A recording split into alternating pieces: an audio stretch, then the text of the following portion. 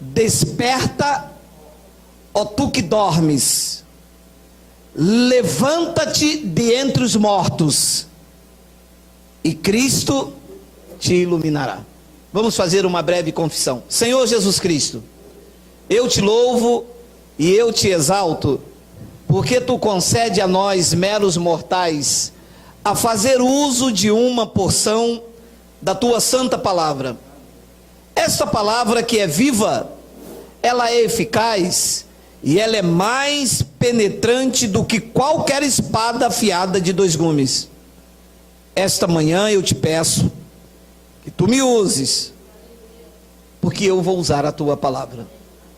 E todo o povo de Deus reunido, diga amém. Amém. Preste atenção, porque o apóstolo dos gentios está pregando para uma igreja. Isto não é uma expressão para quem está no mundo, dito mundo que se fala. Isto não é uma expressão para quem está fora, é para quem é igreja. Então, uma vez que o apóstolo Paulo diz desperta, é que tem pessoas que estão dentro desse contexto que precisam ser despertadas.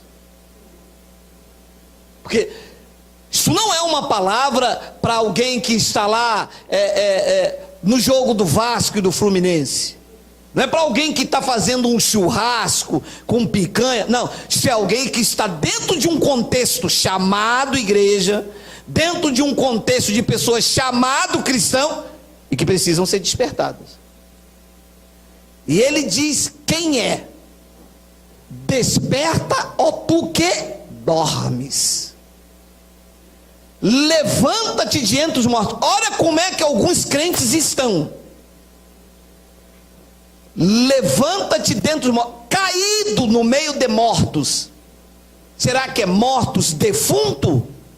Será que Paulo está lá num cemitério e alguém está lá dormindo, um sono, que comeu um mocotó e dormiu lá no cemitério, e Paulo está lá: ei cara, levanta daí diante dos mortos?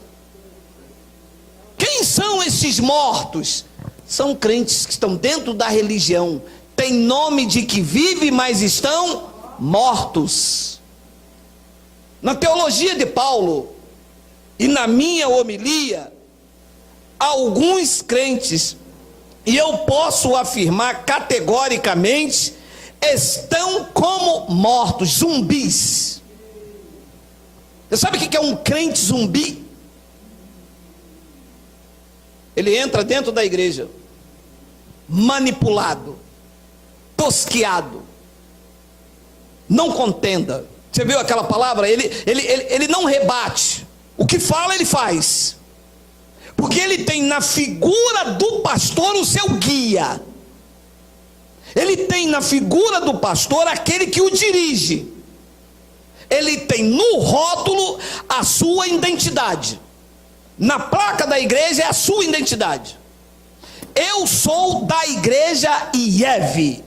Eu sou da igreja, vai quem quer. O rótulo do crente é isso. E lá, por ele ser de lá, tudo o que mandarem fazer, ele faz. É o crente bente que bente o frade na boca do povo. E tudo que o mestre mandar, nós faremos todos. E se não fizer, levaremos bolo. Paulo está dizendo a essa gente: desperta, porque vocês estão dormindo. O sono letárgico da religião. A chamada igreja de Jesus Cristo está em coma induzido. Entraram em um coma e não sabem. Estão respirando com a ajuda de aparelhos. É assim que se encontra. Desperta, ó tu que dormes. Olha onde se encontra essa gente: no meio de mortos. E só saem de lá se Cristo te iluminar. É preciso então uma intervenção do Cristo ressuscitado para iluminar o crente, despertar ele deste sono letárgico, desta vida de religiosidade. A igreja está debaixo de condenação e morte por causa da lei de Moisés. Mas eu vivo na lei? O Senhor está dizendo que os crentes estão debaixo da lei? E você está dormindo. Porque quando dorme, a gente não sente cheiro. Você sente cheiro? Não. Não sente sede? Não sente fome? Não consegue entender o perigo que te ronda? E é assim que o crente está dormindo. Ele está debaixo da lei de Moisés e não sabe, porque está dormindo. Então a igreja está debaixo de condenação e morte. A igreja precisa sair de entre os mortos. Olha o que Paulo explica em 2 de Coríntios, no capítulo 3, versículos 7 e 8. E se o ministério da morte... existe então um ministério que é chamado por Deus de ministério da morte. E como é que esse ministério da morte se apresenta? Diz que ele é gravado com letras em pedras, é a lei de Moisés. Diz que se o ministério da morte, gravado com letras em pedras, se revestiu de glória, a ponto de os filhos de Israel não poderem fitar a face de Moisés, por causa da glória do seu rosto, ainda que desvanecesse. 8.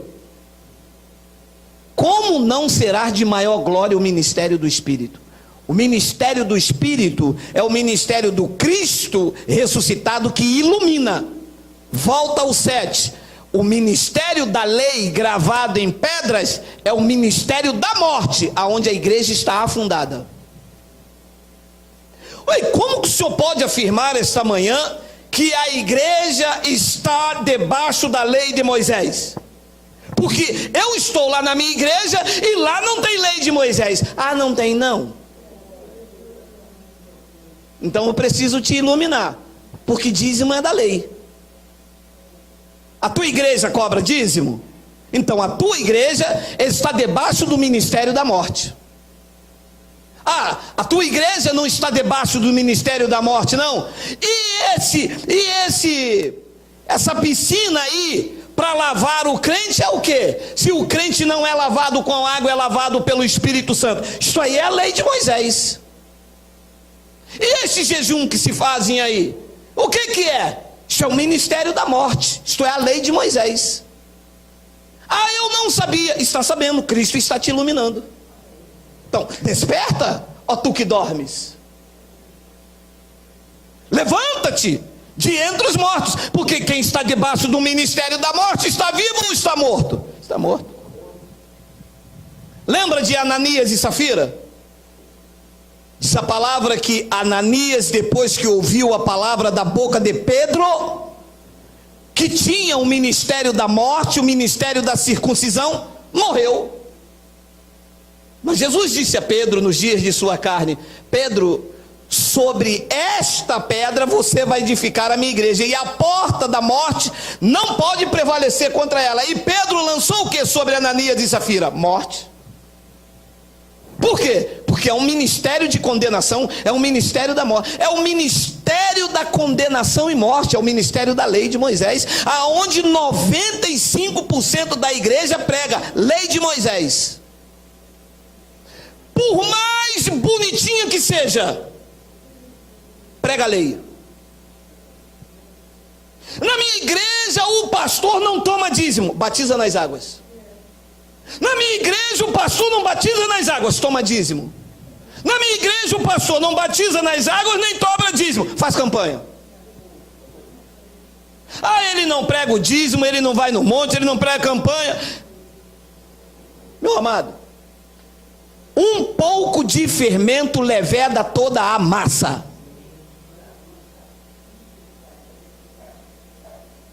E o crente dormindo. Eu vou na igreja hoje porque eu sou um abençoado. Está dormindo. Porque todos os que estão debaixo da lei estão debaixo de... Olha lá, Gálatas 3:10. Gálatas. Todos querem dizer quantos? Eu não estou. Eu fiz um jejum porque é propósito. Está debaixo da lei. Quem tem o noivo, Jesus disse nos dias de sua carne, não pode. Pode ou não pode? Porque o jejum era um pacto da lei.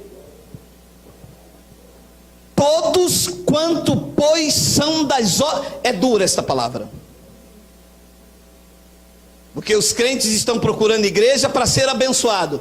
Entram debaixo do pacto de maldição para serem malditos.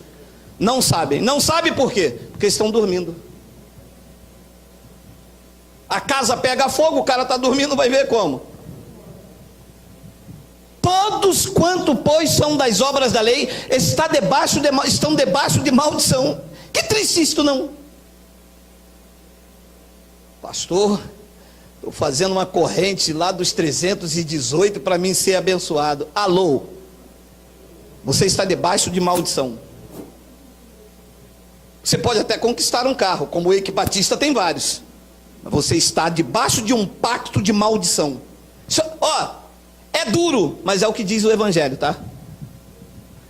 Todos quanto, pois, são das obras da lei estão debaixo de maldição. Porque está escrito: maldito todo aquele que não permanece em todas as coisas escritas no livro da lei para praticá-las.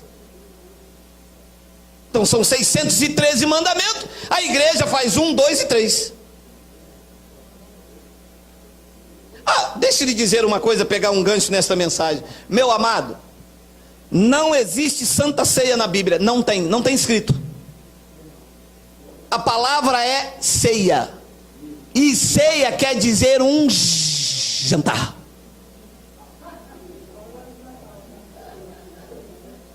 Porque o crente dormindo acha que ceia é algo místico, que traz um poder sobrenatural, que uma vez que eu como um pedaço de pão, eu fico aqui vencendo até criptonita.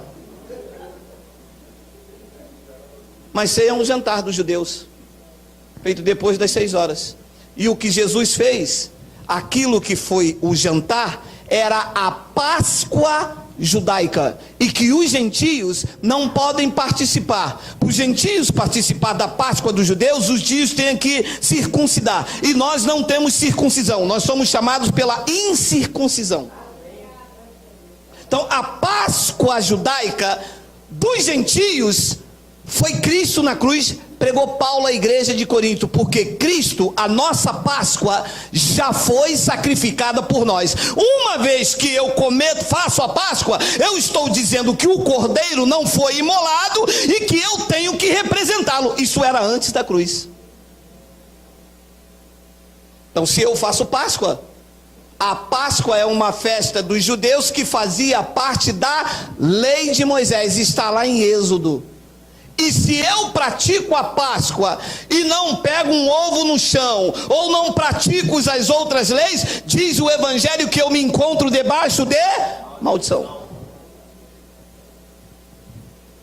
Mas nunca pregaram isso na igreja? Claro, te deram diazepam. Acorda. Não, eu estou no azeite. Acorda. Não, estou no propósito. Acorda.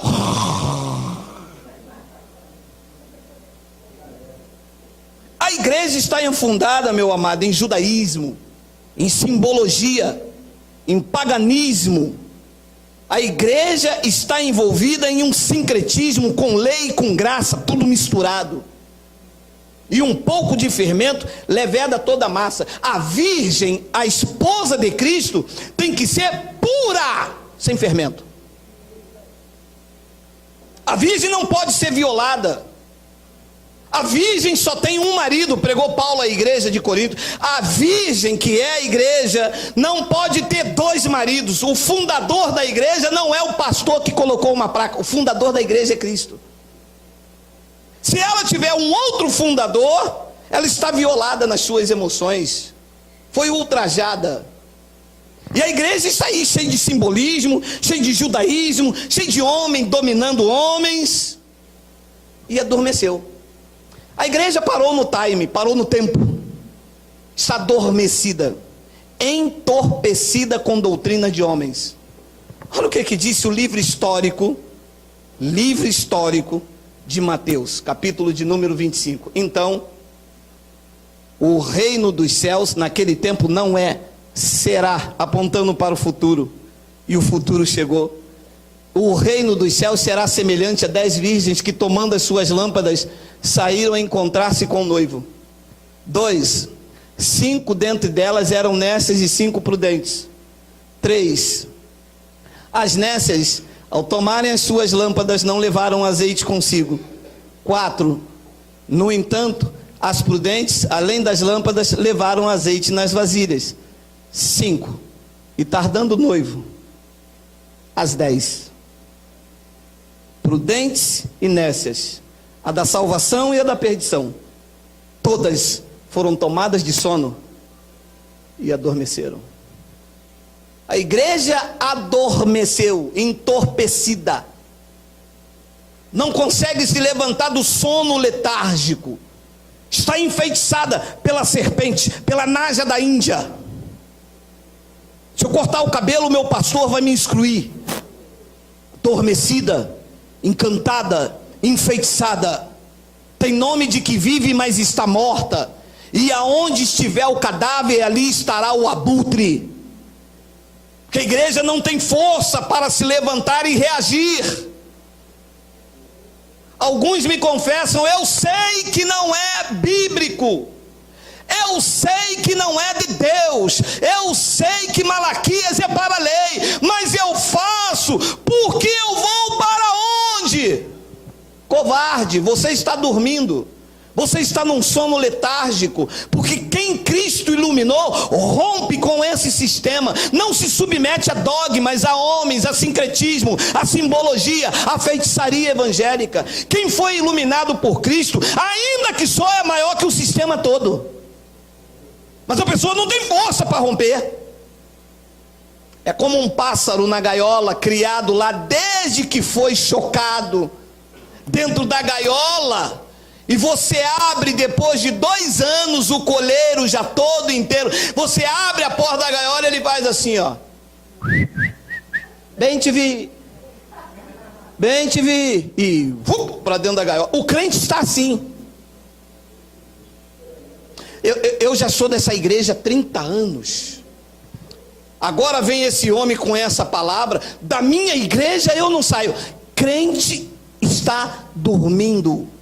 Precisa ser esclarecido. Homens não têm igreja.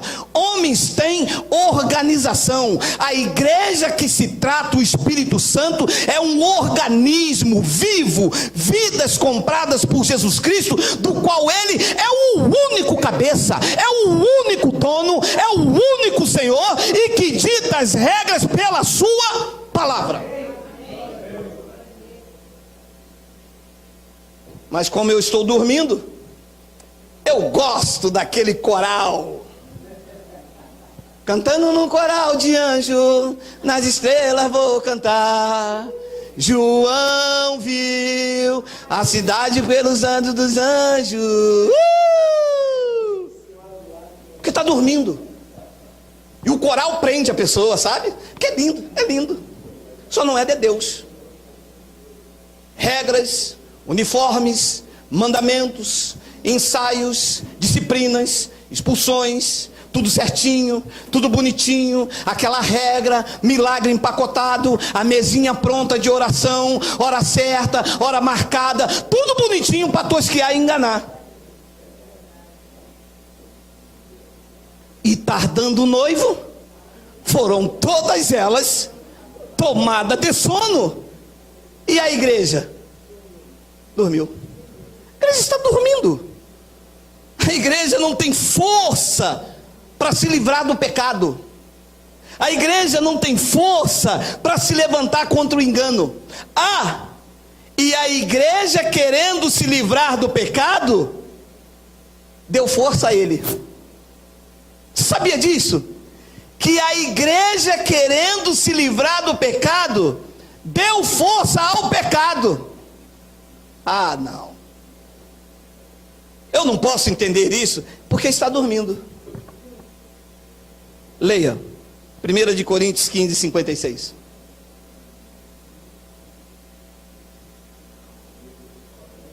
favor, volta aí, presta atenção aqui, Miguel. Por favor, não, deixa aí. Você acredita que o Evangelho é a revelação de Deus para os crentes do novo pacto, para os gentios? Quem acredita, diga Abba Pai. Você acredita que você tem que viver segundo o Evangelho e não de acordo com a tradição? Você acredita? Porque eu sou cristão por causa do Evangelho. Vamos ler. Deixa aí o 55. Deixa 55. Onde está, ó morte, a tua vitória? Onde está, ó morte, o aguilhão? 56. O aguilhão da morte é o pecado. E a força do pecado é o diabo. É o demônio. É a pomba gira. A força do pecado é quem? E a igreja, querendo se livrar do pecado, dando força a ele. Batismo, força para o pecado.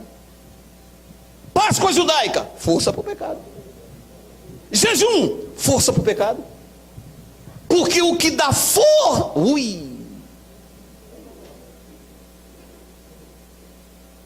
Desde que igreja é igreja no Brasil, está aí a teologia, os doutores, os teólogos, os bacharéis. Eu sou bacharel em teologia. E esse homem está em pecado. Ele está com Exu. Primeiro que Exu é folclore. Não existe Exu na Bíblia. Isso é folclore. Isso veio lá da África, introduziu por aí, entrou nos terreiros que feitiçaria, e que Paulo diz que isso é obra da carne. Não é demônio coisa nenhuma. Feitiçaria é obra da carne. O que dá força ao pecado, diz a revelação da graça de Deus, é a lei. A lei de Moisés. Dentro da chamada igreja. Segunda-feira que vem, culto das almas. Culto de quem? Amado, a igreja, querendo se livrar do pecado, deu força a ele. Isso é sério? Eu acho. Por isso que o Espírito da graça tirou a lei. Ora, se não há lei, o pecado não tem força. Porque vocês não estão debaixo da lei, vocês estão debaixo da graça. Como é que se enfraquece o pecado? Tirando a lei. Como é que dá força ao pecado? Colocando lei. Romanos capítulo 7. Romanos, mais o pecado, tomando ocasião pelo Exu Carinana, pela Jojo Todinho. Outra Jojo Todinho. Jojo Todinho não.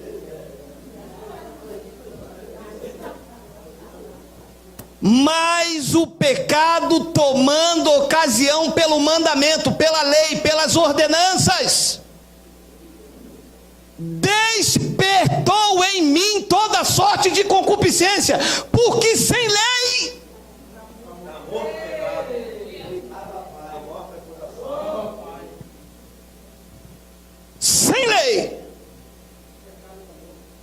é por isso que o Senhor tem sido utilizado pelo Espírito Santo para ensinar a igreja do novo pacto que não pode praticar a lei. Bingo, Cristo está te iluminando. É por isso que nós falamos que uma vez salvo, salvo para sempre, porque sem lei, o pecado está morto. Eles vão gostar de Paulo como, meu amado? E como que eles vão gostar de Paulo, meu amado? Porque se tiver pecado, o pastor cresce. O poder do pastor está igual ao advogado. O advogado, quanto mais miséria, mais dinheiro. Mais pecado, mais pecador. E o pastor santo. Mas culto de libertação cai por terra. Mas uma vez que Deus usa a sua palavra para iluminar o meu entendimento, que uma vez que sem lei, está morto o pecado. Olha o que diz o versículo 9. Olha lá. Outrora, pregou Paulo, sem a lei eu vivia, mas sobrevindo o preceito da lei, reviveu o pecado, e eu, Paulo, desperta, ó tu que dormes, levanta-te de entre os mortos, sai da lei, e Cristo te iluminará.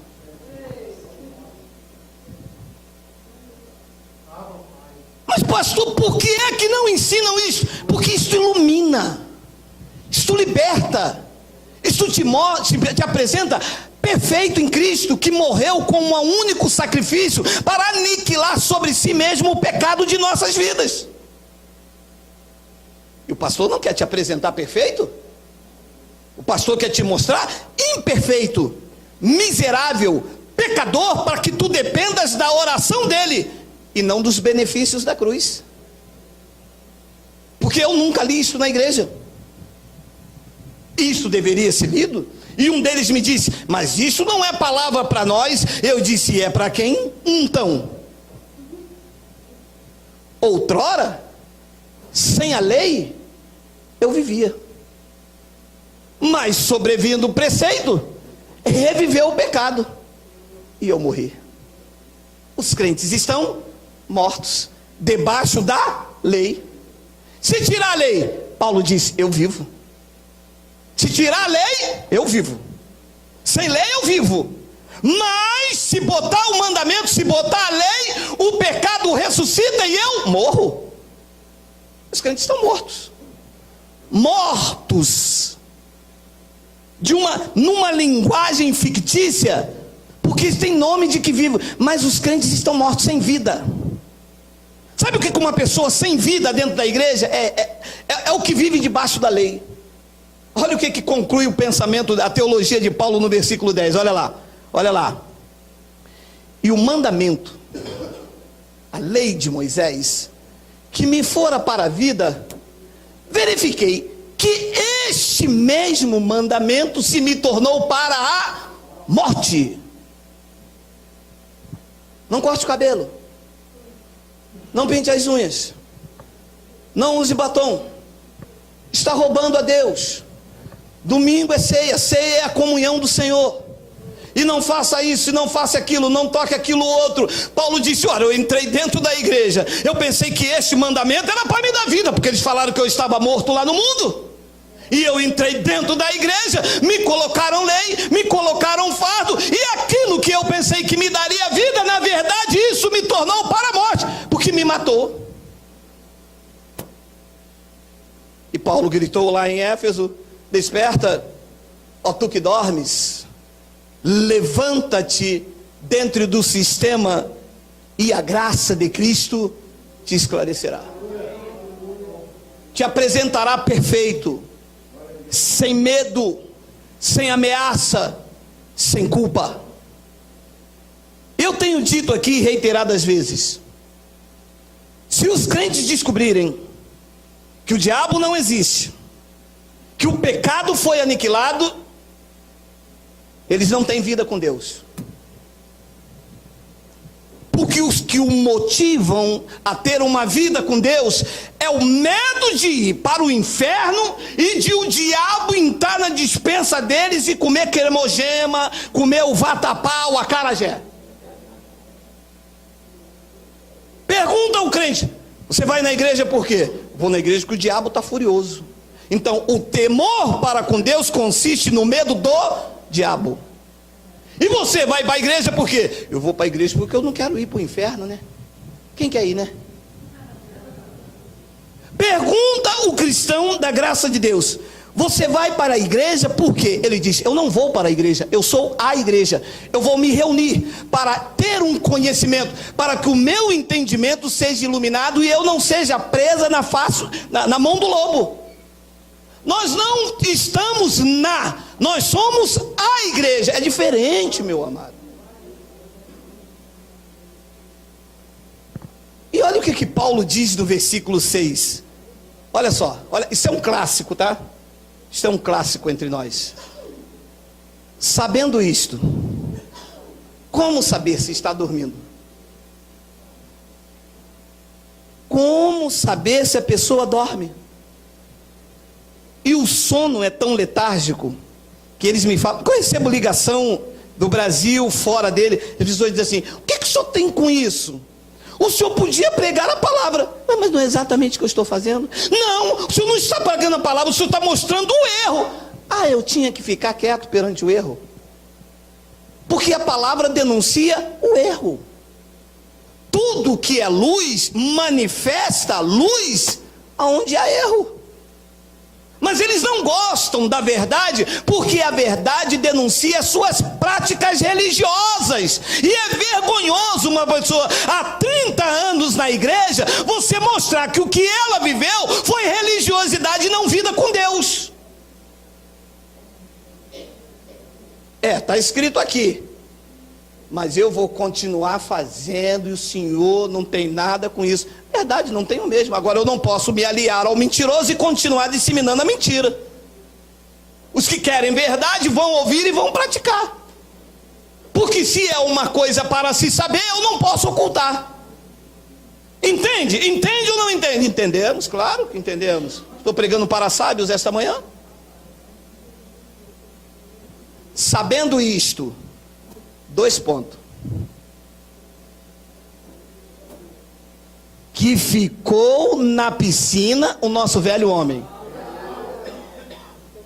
Oi? Oi? Na cachoeira?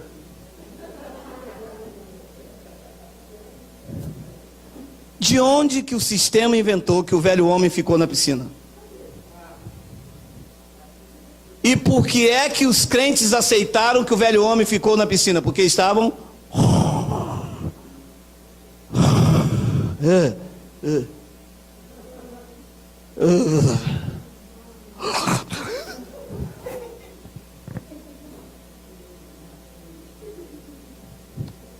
Sabendo isto, que foi crucificado com ele o nosso velho homem.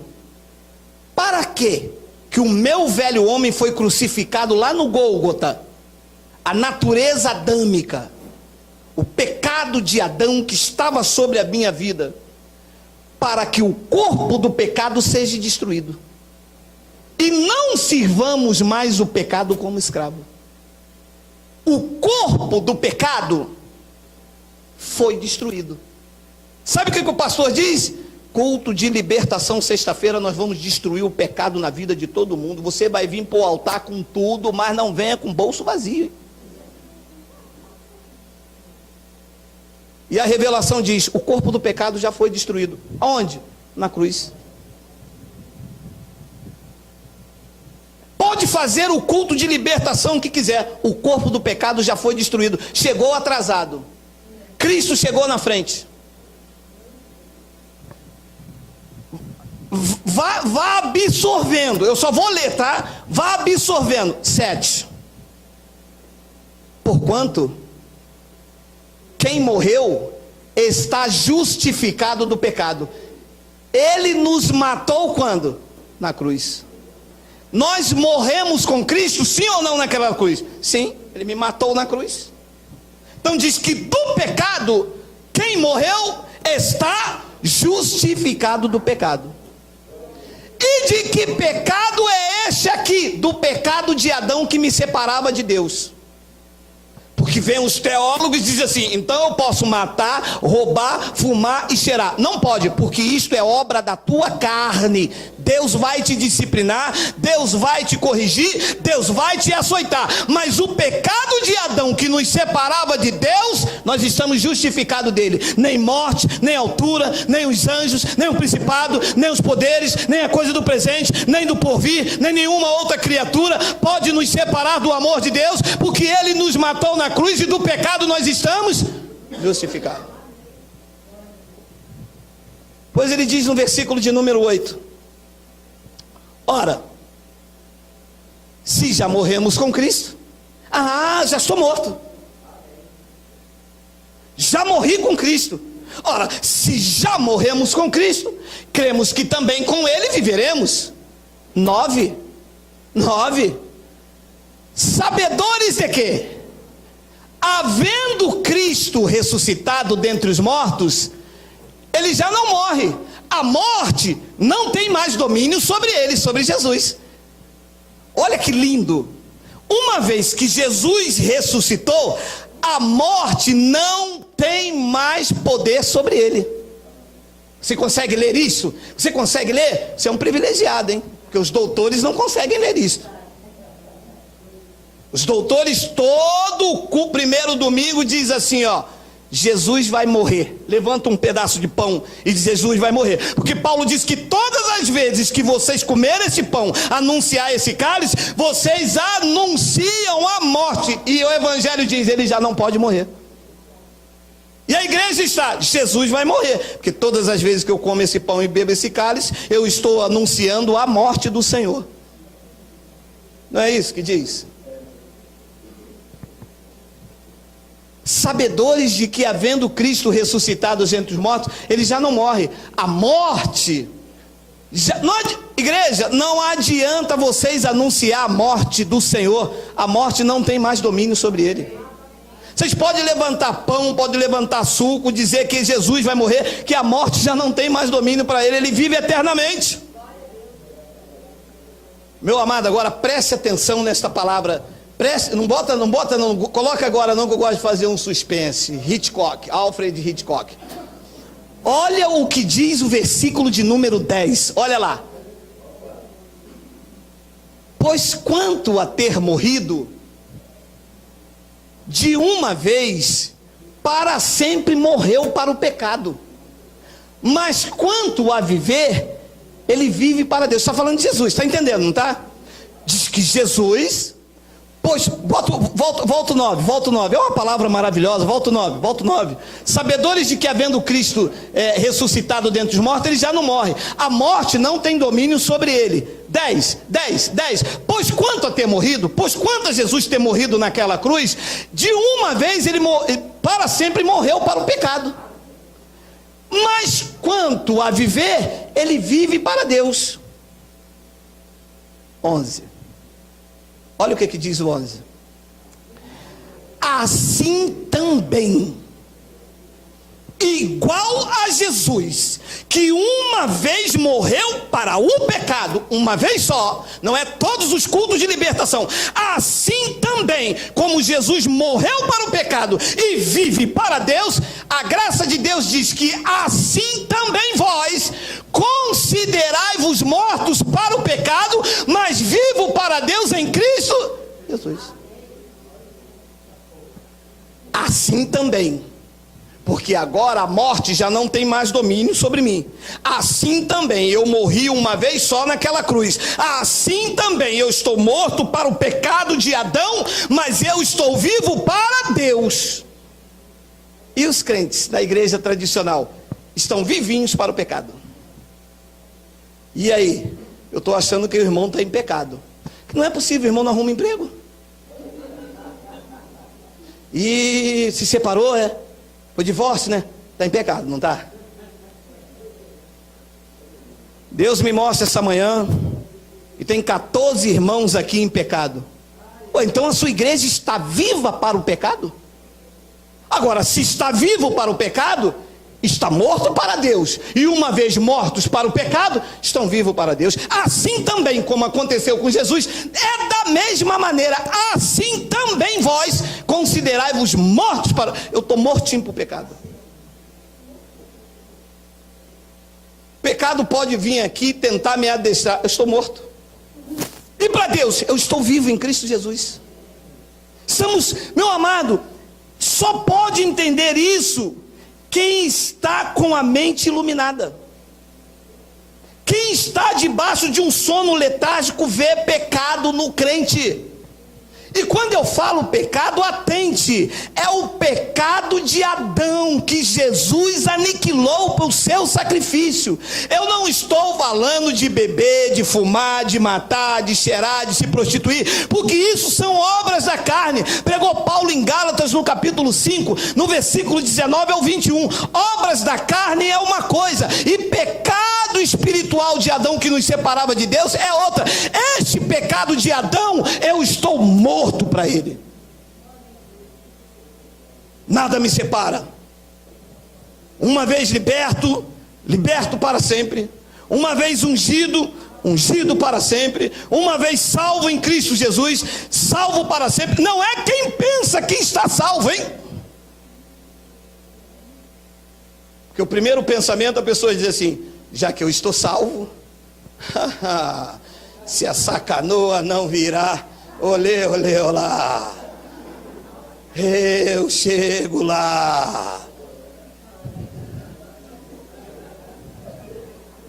O salvo, ele tem prazer numa vida de santidade.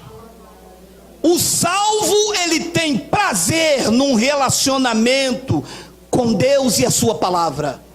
O salvo, ele tem aversão à obra da carne, ainda que cometa como vaso de barro, mas o Espírito de Cristo o ativa e diz: opa, vai lavar a varanda. Porque quando nós levamos essas mensagens, eles dizem assim: se não tem pecado, então já viu, né? A Graciane Barbosa, né, pastor? Que Graciane, cara?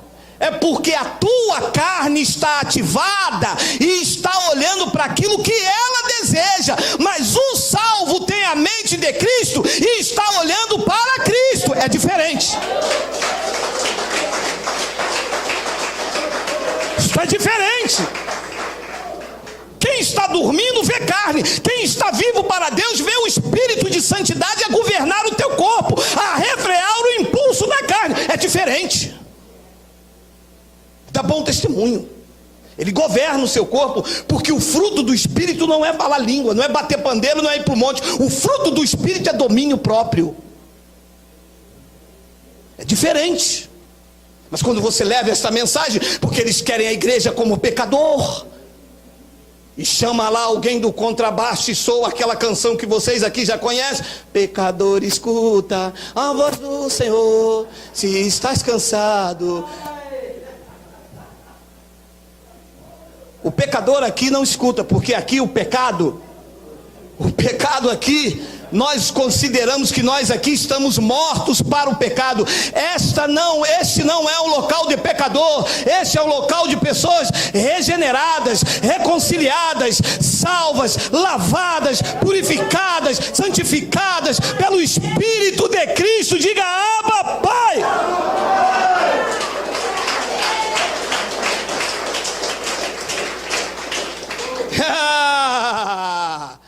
É hoje, dia das mães, pastor, o senhor vai ver, eu vou chapar o pé. Não liga pra cá pedindo boldo, que eu não dou boldo pra ninguém, tá?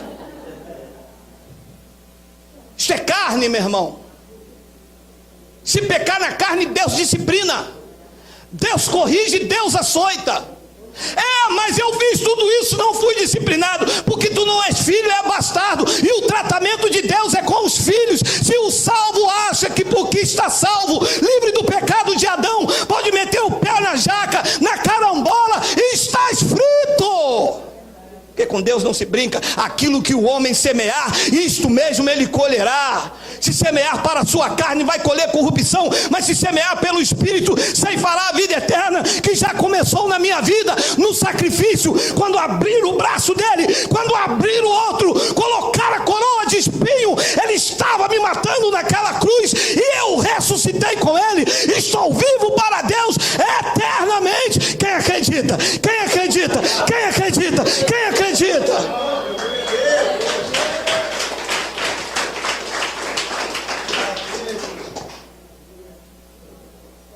O sistema está vivo para o pecado e Deus os vê morto. Na graça, o Espírito de Cristo nos apresenta mortos para o pecado e vivos para Deus. Eu quero ler com você uma expressão lá no livro histórico de Marcos, capítulo de número 8, versículo de número 22. Olha isso aqui. Então chegaram a Betsaida e lhe trouxeram um cego, rogando-lhe que o tocasse. 23. Jesus, tomando o cego pela mão, levou-o para fora da aldeia e, aplicando-lhe saliva aos olhos, impondo-lhe as mãos, perguntou-lhes: vê alguma coisa? Aplicando-lhe saliva aos olhos, perguntou, impondo-lhe as mãos, perguntou-lhes: vê alguma coisa? Versículo de número 24. Este, recobrando a vista, respondeu: vejo os homens, porque como árvores o vejo andando. Ele recobrou a vista, mas não recobrou a visão.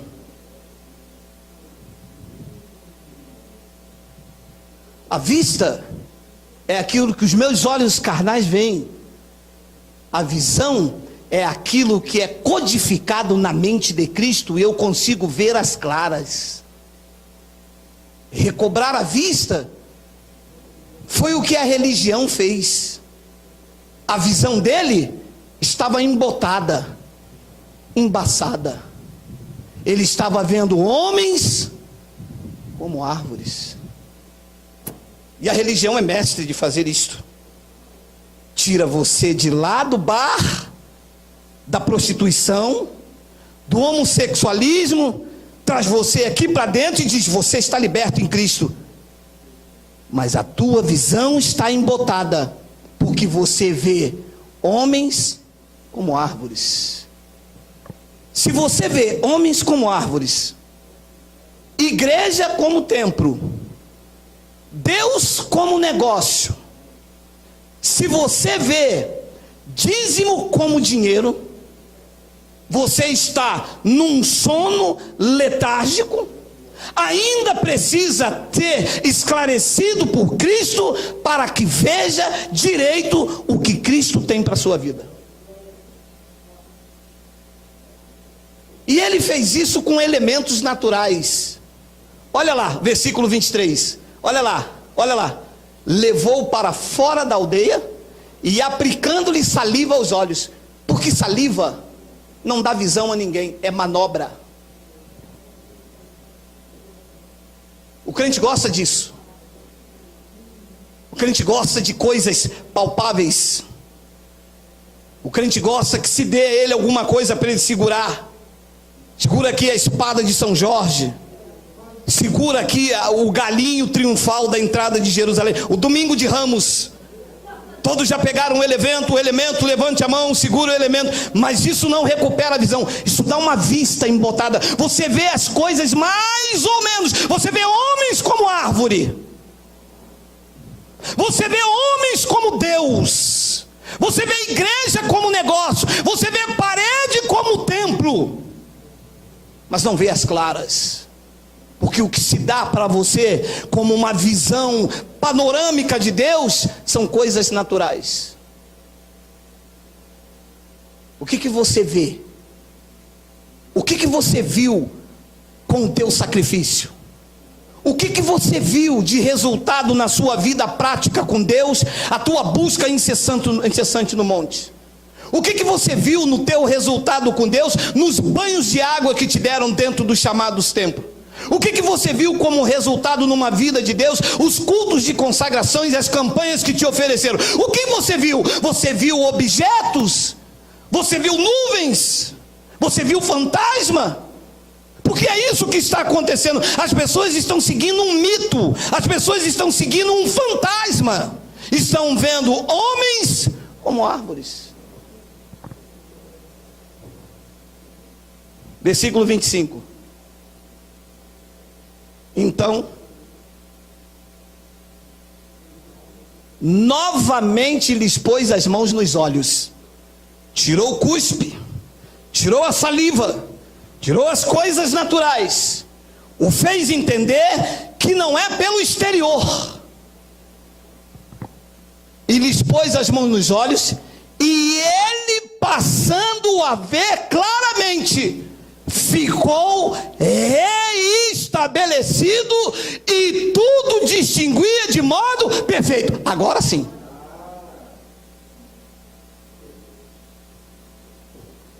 adianta dar fita. Não adianta cuspir no chão e fazer lodo. Não adianta botar um caixão aqui e simular que é o caixão de Jesus. Não adianta dar uma garrafa d'água se a visão não for perfeita acerca do que Cristo fez por nós na cruz. Não adianta.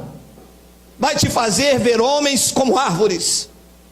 Vai te fazer ver gafanhoto como demônio. Não é assim que você via? Você via gafanhoto como demônio. Você via devorador como diabo. Você via tudo, mas não via Cristo, porque não havia sido despertado.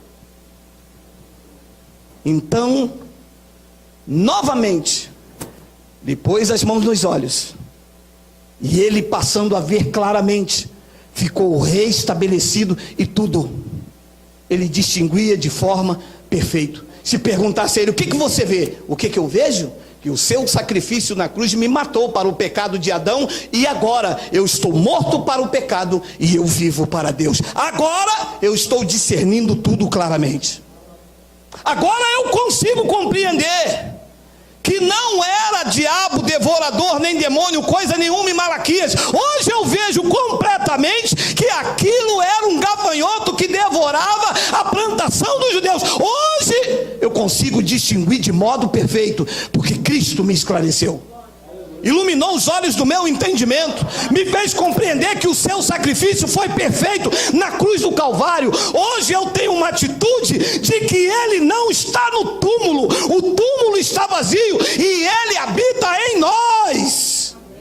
Consigo distinguir agora de forma perfeita. E depois disso, o que Jesus fez? 26. E mandou Jesus ir para a igreja pentecostal. Jesus é a cura.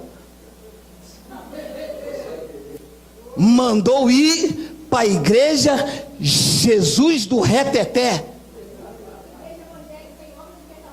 Em obra de quem? Mandou Jesus embora para casa, recomendando-lhe: não entres na aldeia, porque lá te farão dormir o sono letárgico da religião. Não entre nos templos dos homens, não entre no sistema, não entre na religião. Saia de lá se queres ver perfeitamente. Vai para a tua casa e fica lá, ouvindo o evangelho, ouvindo a verdade. Se reúna com um grupo sincero, se reúne com pessoas que entendem como você entende. Para com essa parafernália, para com essa adoração a púlpito, para com essa idolatria a falsos altares. O nosso altar não é isso não é altar. Eu digo sempre, o nosso altar é Cristo oferecido na cruz por nós. Para com essa parafernália de tocar os olhos, de botar cuspe. Isso não te faz ver perfeito, te faz ver homens como árvores. Você precisa ver é Cristo. As pessoas não estão vendo Cristo. As pessoas estão vendo a rosa de Saron, a água consagrada. As pessoas estão vendo a sombra do Altíssimo. As pessoas estão vendo a campanha da vitória. As pessoas estão vendo o pastor presidente. As pessoas estão vendo a placa. De onde você é? Eu sou daquela igreja YZ. E você? Eu sou da ZY. E você? Eu sou do igual a Chuchu. A igreja igual a Chuchu, cara? Meu amado, se eu descobrir alguém aqui, se o Espírito Santo me revelar alguém aqui aí pela internet que é da igreja igual a Chuchu, meu amado, eu vou dar em você, meu amado. Pô, igreja igual a Chuchu, meu amado? Da onde o Espírito Santo tirou isso, meu amado? E mandou Jesus embora para sua casa. Vai lá, fala para os seus que o pecado de Adão está anulado, que sem lei o pecado está morto, que Cristo te vê morto para o pecado e vivo para Deus, que nenhuma condenação há para vocês, que a lei do Espírito de vida em Cristo já vos livrou da lei do pecado e da morte, e que agora em Cristo Jesus nós somos mais do que vencedores. Não há dogmas, não há mandamento, não há nada que nos separa de Cristo, estamos unidos com Ele para sempre. Eu achei lindo isso aí, hein? Tá vendo? Não entre na aldeia de novo não, meu amado.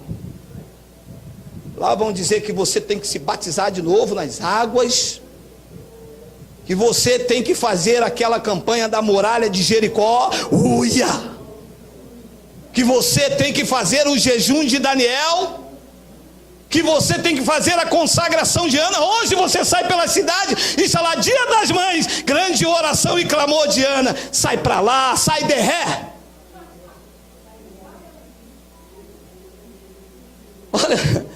Olha, meu amado, o que Paulo disse em Gálatas no capítulo 2, no versículo 19 e 20, olha aí, olha essa palavra aí, olha aí. Porque eu, mediante a própria lei, eu morri para a lei, a fim de viver para Deus. Eu estou crucificado com Cristo. Preste atenção. O crente só está vivo para Deus se ele morrer para a lei. Consegue entender isso aí? Consegue? Revelação, manto. Não, se fazer assim as pessoas acreditam. Teve uma irmã que veio a existir, eu vou falar o local, que eu não tenho medo mesmo, lá da igreja, lá do Meia, veio aqui e espalhou a gente. Chegou lá, sabe o que falou? Deus não brada lá não tem mistério. Vai um aqui, ó.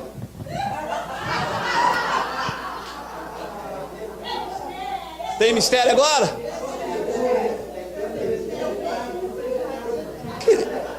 Meu amado, se Deus não brada, isso aí é o que então? Isso aí é o que? Um livro de receita da Ana Maria Braga, meu amado? Isso é o gibi do Patinhas? Ninguém nem conhece, Patinhas é antigo. Isso aqui, meu amado, é evangelho. Isso aqui é o poder de Deus para a justiça de todo o que crê. Isso não é invenção minha não, isso aqui é o evangelho, isso é revelação no terceiro céus, meu amado. Quem disse isso foi a boca do Cristo ressuscitado. Para ele falar isso aqui, ele deixou o túmulo vazio, ele venceu a cúria romana, ele venceu Herodes, ele venceu Pilatos, para poder falar essas verdades aqui. Ele venceu a morte, meu irmão. Chamou Paulo e disse: Paulo, diga à minha igreja que vocês, mediante a própria lei, vocês morreram para a lei. Quem era a lei que me matou? O corpo de Jesus de Nazaré. Mediante a própria lei, eu morri para a lei, a fim de viver para Deus. Só ouça, só se vive para Deus quem morreu para a lei. Quem está vivo na lei, está vivo para o pecado e morto diante de Deus. Tem nome de que vive, mas está morto. Meu Deus, mas isso é sério demais. Pois é, evangelho. A fim de viver para Deus, eu estou crucificado com Cristo. Versículo 20. Logo, uma vez crucificado, uma vez morto para o pecado, já não sou eu que vive, mas Cristo vive lá no Monte do Mendanha. Estive lá perto antes. Meu irmão, minha irmã, mãe, avó, chefe de família, Cristo vive em você. E porque Cristo vive em nós, nós podemos crer no amanhã. Porque Cristo vive em nós, nós sabemos que nós estamos seguros, porque Ele não pode falhar, Ele não falha. Não é que Ele não pode, é que Ele não falha. Ele nunca falhou com ninguém, Ele não vai falhar com você. Você não é vítima, você é filho dEle, Ele deu a vida por você. Acredite nessa mensagem. Isso é uma mensagem poderosa que me deixa seguro, acreditando que o meu amanhã está guardado por Ele. Quem vive nisso aqui não tem medo de crise, não tem medo de bala perdida, não depende da intervenção federal. Nós somos guardados por Deus, querido.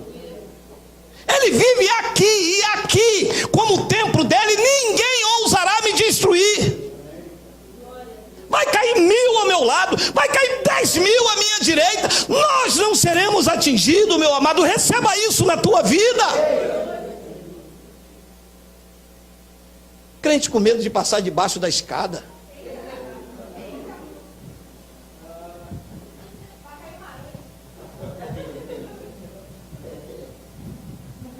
Crente com medo de fubá, que aquilo é fubá num prato de barro. O cara pregou um prato de barro, botou fubá, o crente vem andando na porta do banco. Vou ver se caiu hoje. Quando chega na porta do banco, ele dá licença. O crente.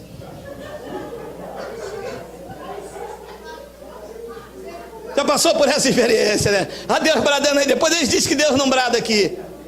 A gente vem andando na porta do banco cantando: purifica-me, ó Senhor Jesus. Quando vai entrar na porta do banco um prato de fubá, gente. Aí ele pede licença. Cara, o que me dói, cara, não é nem um prato de fubá, mas é que ele pedir licença ao prato de fubá e falar assim: foi o Exu que veio, é o diabo que está contra mim. Querido Deus, Cristo vive em você, querido. Aquele que está em você é maior. Aquele que luta por você é maior do que todos que lutam contra.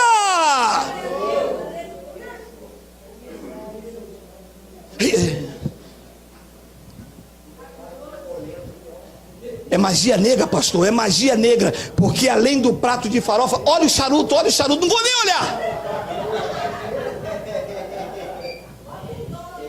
Descobri você com medo de charuto, meu amado. Se eu descobrir que você tem medo de charuto, eu boto lá, além de fubá, eu boto pé de porco, eu boto lá na porta, mocotó, lá na porta da tua casa, lá, para fazer um trabalho contra a Suncê. Quibe não, meu amado. Vocês querem derrubar o pastor, meu amado? Tá vendo, meu amado? Estou na igreja errada, meu amado. Logo, já não sou eu que vive, quem vive, mas Cristo vive em mim.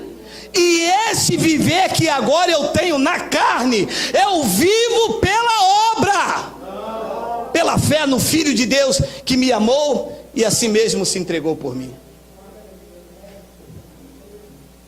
Ele não vive mais em Jerusalém, ele não vive no monte, ele não vive nas grandes catedrais, ele não vive nos palácios imponentes criados pelo homem, até porque Deus não habita em templo feito por mãos dos homens. Deus habita nesse templo, Deus habita nesse templo, Deus habita nesse templo, Deus habita em você, em você, em você, em você, em você, em você.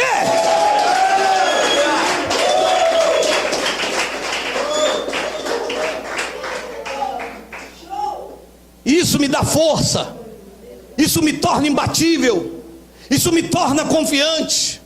Ainda que os meus olhos não vejam, eu acredito que em Cristo eu sou mais do que vencedor. Ele está aqui pulsando dentro de mim. Quando eu ando, Ele anda. Quando eu paro, Ele para. Quando eu respiro, Ele respira em mim. Eu estou imbuído, eu estou envolvido, eu estou cheio dessa presença, eu estou cheio do Espírito de Cristo. Cristo vive em mim. Aquele Espírito que pairava lá sobre a face do abismo, o mesmo Espírito que disse: haja luz, esse Espírito está na tua vida.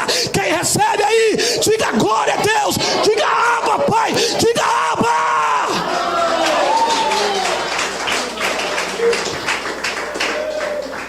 E eu quero terminar com primeira. Ó, pessoal da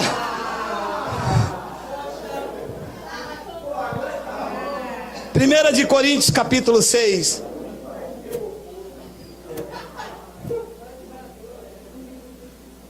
Acaso não sabeis que o vosso santuário, que o vosso corpo é o santuário do Espírito Santo? Vocês não sabiam disso? Aonde vocês estavam? Assim, pastor. Oh, a gente vai para o monte. Vocês entraram agora no santuário de Deus. Ah, eu entrei agora no santuário? Então, peraí. Se eu entrei no santuário, peraí. Tirar o sapato. Porque aqui, o lugar aqui é santo. Pastor, mas aqui é santo? Olha o que Deus disse a Moisés. Ei, mas nós não somos como Moisés.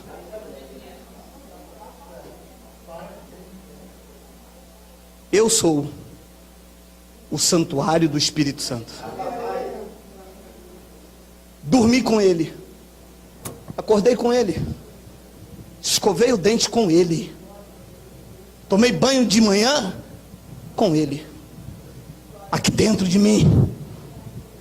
As pessoas olham para um véu, está olhando para o véu. Isso aqui é um véu, ele encobre o Espírito Santo que está aqui. Você vê o véu, mas aqui dentro, aí dentro está o eterno. Tu és a morada do eterno, o santuário do Deus vivo. Por isso, na ousadia do Espírito Santo, eu posso declarar com certeza esta manhã, que em você e na sua família, ninguém toca. Não há de faltar a provisão. Peste nenhuma, nem febre amarela, nem cinza, nada pode chegar na tua casa, porque lá está a morada do Deus vivo. Bala perdida, assalto, carro desgovernado, nada, porque para atingir você, tem que atingir o santuário do Espírito Santo. Mas quem vê homens como árvores, acha que o santuário é isto. São as catedrais conhecidas, erguidas com dinheiro, com o sofrimento dos homens. Quando Cristo ergueu o seu santuário com o seu próprio sangue, fez de você a morada dele. Ou acaso não sabeis que o vosso corpo é santuário do Espírito Santo, que está no monte do Mendanha, que está dentro das igrejas? Ou não, você não sabe que é santuário do Espírito Santo que está em vós, o qual tendes da parte de Deus? Olha que lindo, olha que lindo. E que não sois de vós mesmos. Se eu não sou de mim mesmo, eu sou de quem? Do Exu? Ah, não acredito, não acredito. Você acredita então que eu sou do Exu, meu amado? Não, porque ele prega heresia. Você consegue ver heresia nisto? Ah, então Cristo te iluminou.